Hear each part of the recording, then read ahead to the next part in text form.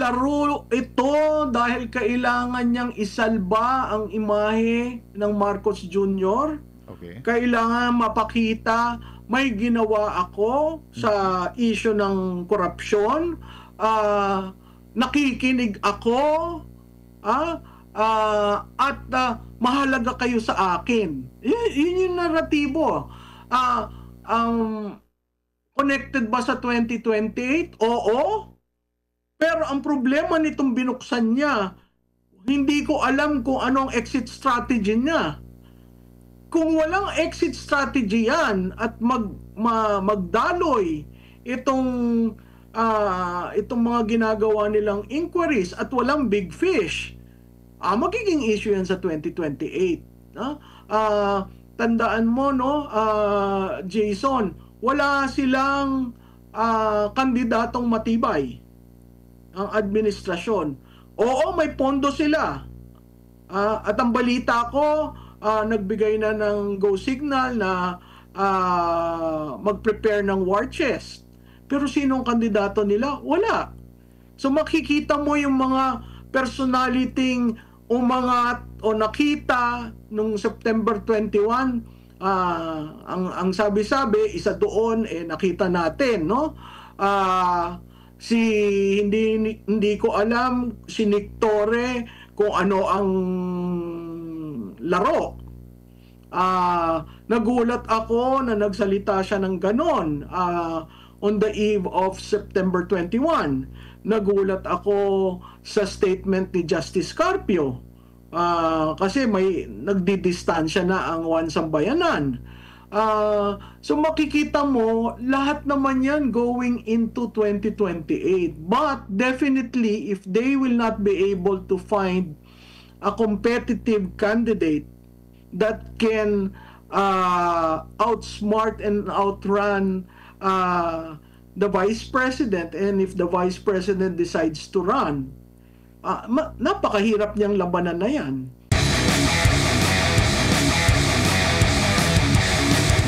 Tingin mo, ma'am, talagang makakauwi si Zaldico? Kasi parang tingin personally, ma'am, tingin ko okay na nilaglag siya sa kanya ang sisi, pero hindi siya uuwi ng Pilipinas. Sa tingin ko hindi yan uuwi. Di ba? Malabo eh. Kasi ang lahat ng pamilya nasa labas na. Anong uuwian yan? Nakita mo naman ang pagkabakod dun sa bahay niya. Di ba? So, hindi ba yun admittance na sandali lang, babakuran ko muna ang bahay ko, baka mamaya may anong mangyari. I mean, consistent sila eh. So, ang akin, mahirap makauwi, pero kung gugustuhin ng administrasyon at sasabihin hanggang dito ka lang, tanggapin mo na lang yan para meron tayong sacrificial lamb. Who knows? Kasi ang taong bayan naghihintay. Saan ang ending nito? Ang ending nito si Alcantara at si Bryce? Parang doon BGC Boys? Or Diskaya, hanggang Diskaya lang. Di ba? Come on. Yung ibang mga hindi nga nila mapatawag yung mga opisyal ng kumpanya ni Ko. Wag na si Ko kung ang linya ni Lacson. Patawag nila yung mga tao. Ngayon, parang ayaw rin tawagin si Manong Chabit. 'Di ba? So, ang akin, tuloy yung sarsuela, tuloy yung telenovela, pero ang hindi nakikita ng tao, buksan niyo yung papeles. At kami na ang bahala mag-analyze niyan. Kasi pag na-analyze mo, tingnan mo na lang yung SALN. Ikaw ba, for the past 3 years, hindi ka makakapag-conclude paano tumalon ang net worth nitong taong ito? 'Di ba? So readily you can say may conflict of interest. Buksan mo yung mga insertions. I-add mo saan kasi ang taong bayan, may isa akong nakita sa Morong Bataan, sinubmit niya online, paki-check po ito ba po may mga proyekto diyan sa inyo, ano pong status? Taong bayan ang kumikilos eh. Katulad nun sa Quezon City, ako natutuwa kay Mayor Joy Belmonte. On her own, quietly, she was able to identify Abay, sandali lang, pagkalaki nitong pondong ito, dadalawang proyekto lang ang talaga nagpakatotoo. O yun, anong gagawin doon ng administrasyon? Binigyan na niya, trinabaho na niya. May nakita ka na filean ng kaso sa mga Quezon City legislators? Di ba? Walang nakuha na legislator eh. Alam nga naman, kontratista lang yan. Ang kontratista, sila lang ang mag-i-implement. Sino nagplano? Yun ang mahalaga. Prof, just one question from my end. Sa tingin niyo po ba, laro lang ito ng administrasyon, itong mga investigasyon na ginagawa nila just to save themselves, and this has something to do with the 2028 elections? Laro ito dahil kailangan niyang isalba ang imahe ng Marcos Jr. Okay. Kailangan mapakita may ginawa ako sa issue ng korupsyon, nakikinig ako, at mahalaga kayo sa akin. Yun yung naratibo. Connected ba sa 2028? Oo. Pero ang problema nitong binuksan niya, hindi ko alam kung anong exit strategy niya. Kung walang exit strategy yan at magdaloy itong mga ginagawa nilang inquiries at walang big fish, magiging issue yan sa 2028. Tandaan mo, no, Jason, wala silang kandidatong matibay ang administrasyon. Oo, may pondo sila. At ang balita ko, nagbigay na ng go signal na mag-prepare ng war chest. Pero sinong kandidato nila? Wala. So makikita mo yung mga personality umangat o nakita nung September 21, ang sabi-sabi, isa doon nakita natin, no? Hindi ko alam si Nick Torre kung ano ang laro. Nagulat ako na nagsalita siya ng ganon on the eve of September 21. Nagulat ako sa statement ni Justice Carpio kasi may nagdidistansya na ang One Sambayanan.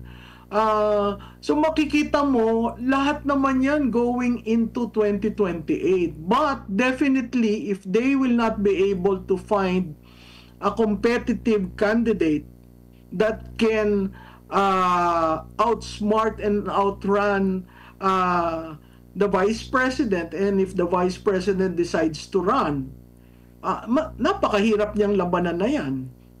Ma'am, speaking of 2028, marami kasi yung nagsasabi na ginagawa lahat ng administrasyon para nga hindi makatakbo si VP Sara, no, sa pagka-presidente on the next presidential race. For one, may clearance na si Justice Secretary Boying Rimulya para po sa kanyang ombudsman bid. Malinaw naman po kung ano ang dulo niyan. Marami po nagsasabi na why not, mag-resign na lang daw si VP, SDSVP, tapos pangunahan niya yung opposition. That way, wala nang magiging hold ang ombudsman o yung bantang impeachment sa kanya para siya'y mapatawan ng perpetual disqualification sa pagtakbo sa anumang posisyon sa gobyerno coming 2028, ma'am. Anong tingin mo dyan, ma'am? Maganda yan strategiya, MJ. Yun nga lang, very fluid, no? Napakahirap sa susunod na Pangulo na tanggapin itong ating karumaldumal na sitwasyon. Biro mo, lubog tayo sa utang, may deficit tayo na napakalaki, walang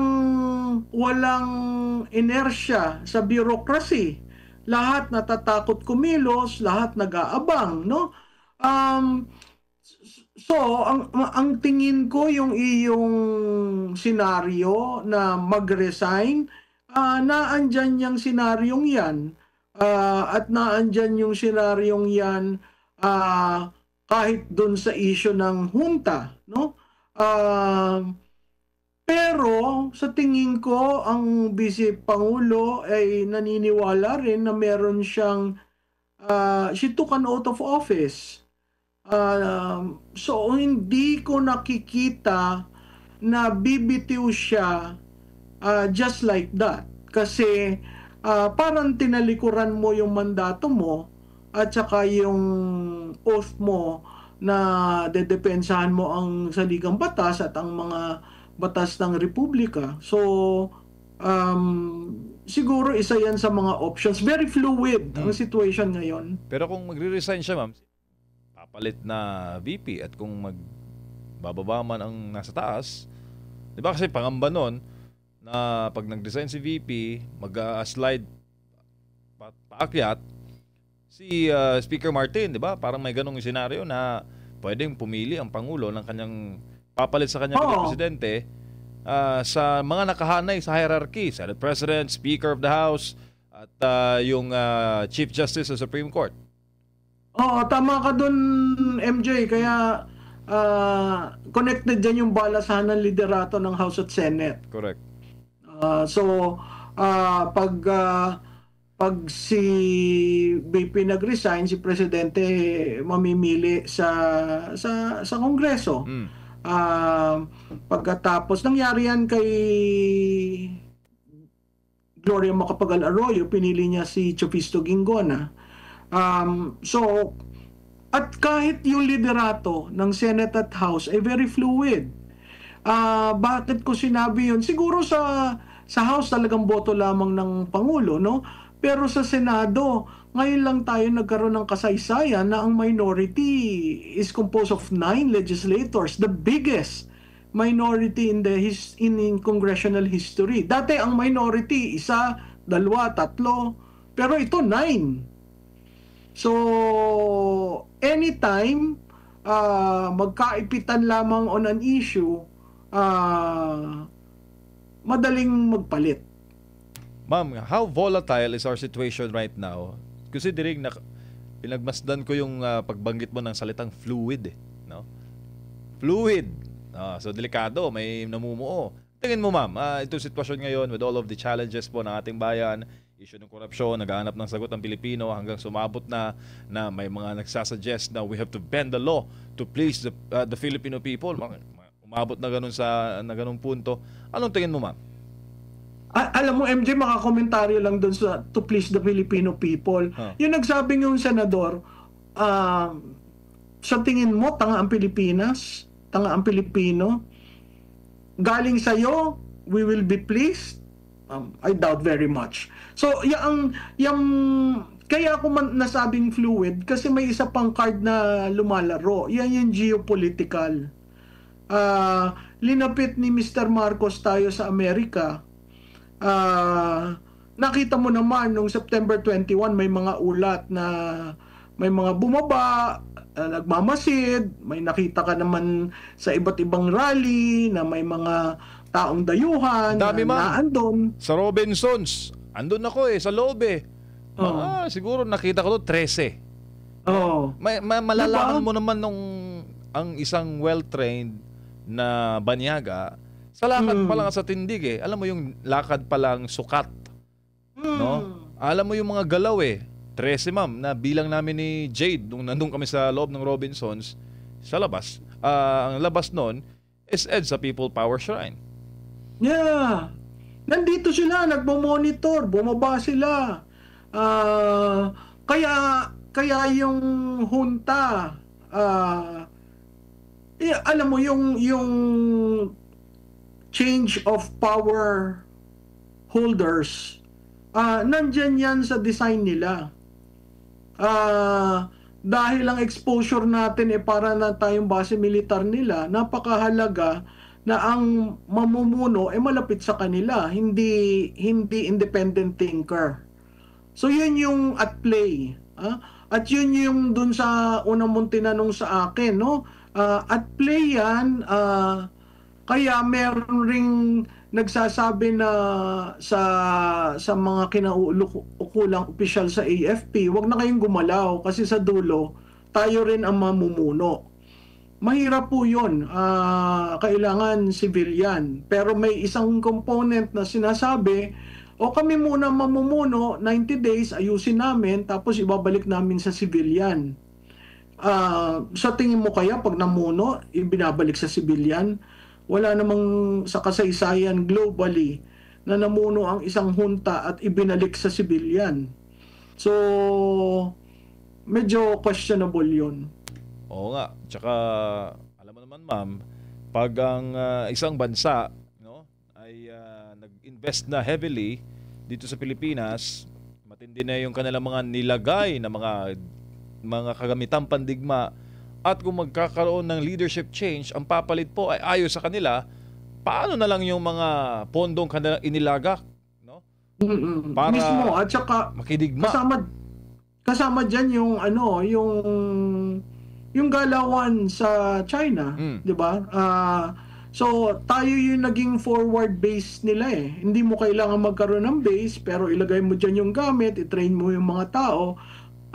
In effect, we are doing their wars using our country, using our human resources to fight for them, which I think is very, very wrong, because that is not our war. We are not at war with China, 'di ba?